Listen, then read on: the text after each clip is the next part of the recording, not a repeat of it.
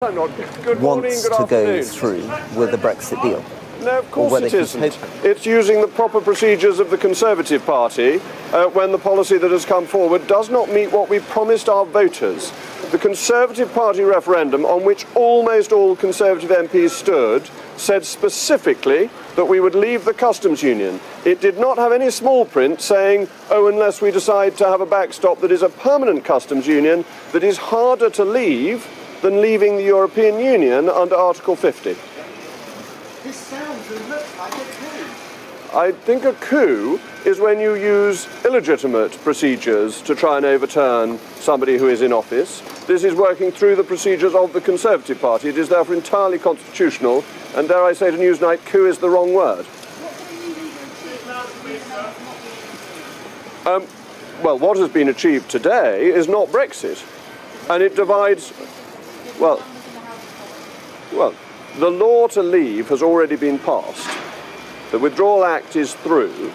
But what we need is a leader who will say to the European Union, it is impossible to divide up the United Kingdom. It is impossible to agree to a situation where we have a perpetual customs union. It is impossible to pay £39 billion of taxpayers' money for a few promises, which was meant to be 39 billion for an implementation of a deal, and it is impossible for us to allow the continuing jurisdiction of the European Court of Justice. That the problem is that the negotiations have given away on all the key points. I don't think that's correct. We'll have to wait and see. Laura, please.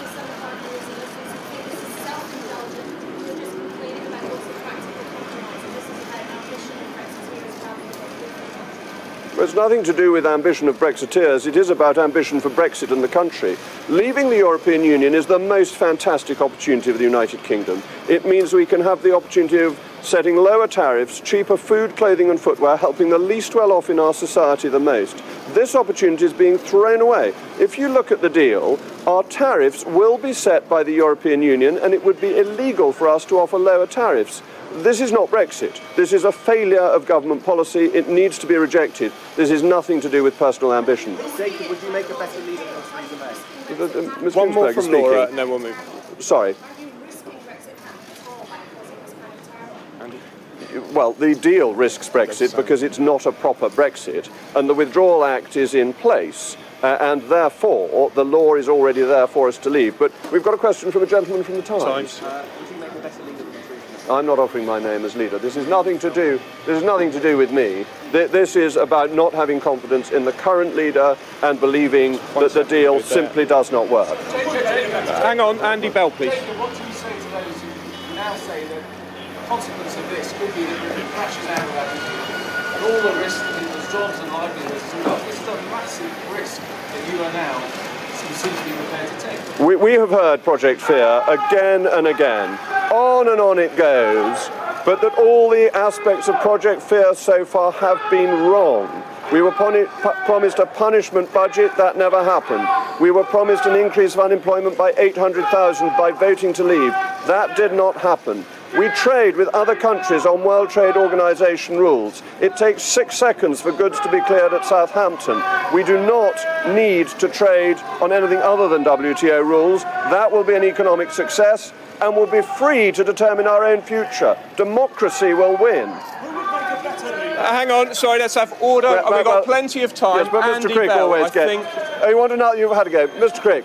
Okay. Who would make a better leader than Mrs. May? The Conservative Party is lucky to be full of talent, and there are many, many people. You asked me that on the stairs coming down, and okay. Well, who do you want me to start with? You've got Boris Johnson and David Davis, and you've got Dominic Raab and Esther McVeigh. You've got Penny Mordaunt. You have streams of talent within the Conservative Party. Who would be very capable of leading a proper Brexit. Jacob, 1, 2, 3, please. Oh, we've got to have the Telegraph. What you say must be a leader, not a Remainer, next leader. I think one of the problems was having a Remainer, and that I recognise that compromises will need to be made, but the difficulty with having a Remainer is that people feel the compromises are made in a Remain direction rather than in a Leave direction. She offered to go back to Oh, it's too late. You can't write a letter of no confidence. You can't come to a decision that you have no confidence over many, many months and then wake up the next morning and say it was a Dallas-style dream and I never really did it. So, no. My final decision after the Prime Minister's statement this morning, but I'd come pretty much to the conclusion that this was likely once I'd had the chance to read the papers last night. Can you go to Ross and then Rob, please, and then you?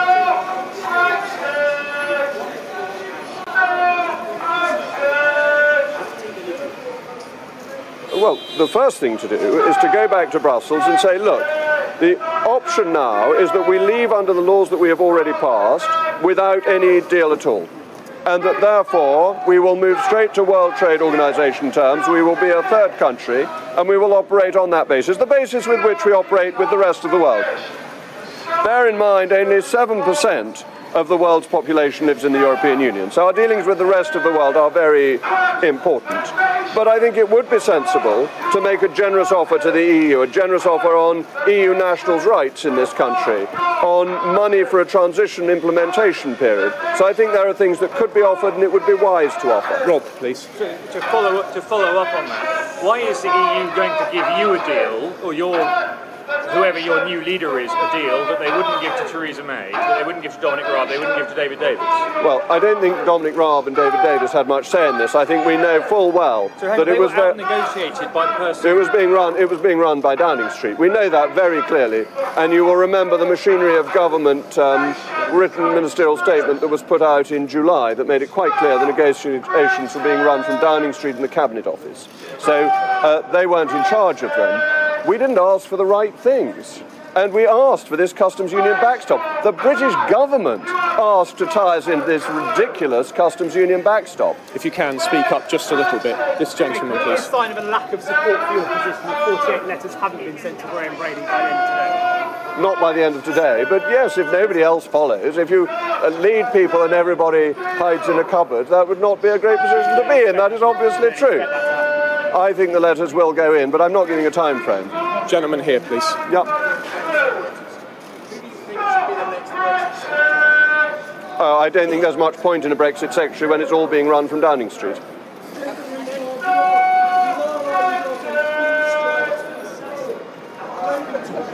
Obviously not. I'm so sorry.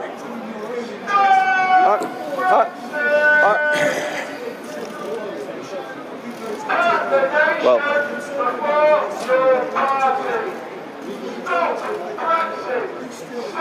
okay. First of all, if you think my suit's pinstriped, you need to clean your spectacles. Secondly, we are a democracy. And that's why these splendid people can shout away, because we believe in the right of free protest. And that chap's a great man. He was up at Birmingham and he's everywhere. And that's what democracy is about. You make your case, and then you have the vote and you accept the result. Many, many people of the 48%, as shown by opinion polls, accept the result even though they did not like it. And that's the nobility of our democracy, and that what we have voted for should be implemented. And the Prime Minister is not doing that, and that is why I have no confidence. Jacob, can you look straight at Chris? Want to get a photo there? Yeah. How soon can we get a new leader? I think it can be done quite quickly. I think the parliamentary processes can be sped up. And bear in mind, the Conservative Party now has a list of members at Central Office.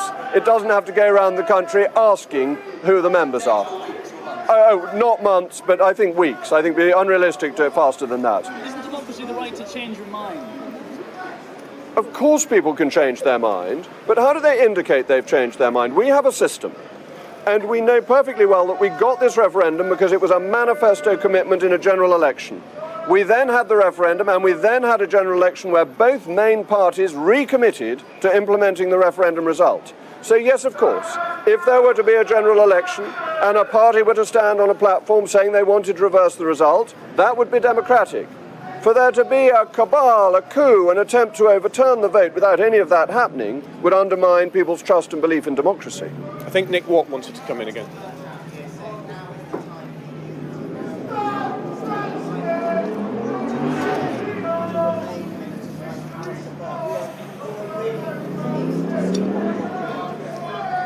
People always call for unity when the policy that they're following is wrong.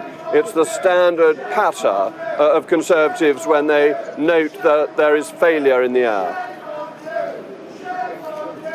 Are we done? So, ladies and gentlemen, thank you very much. I think what we're doing...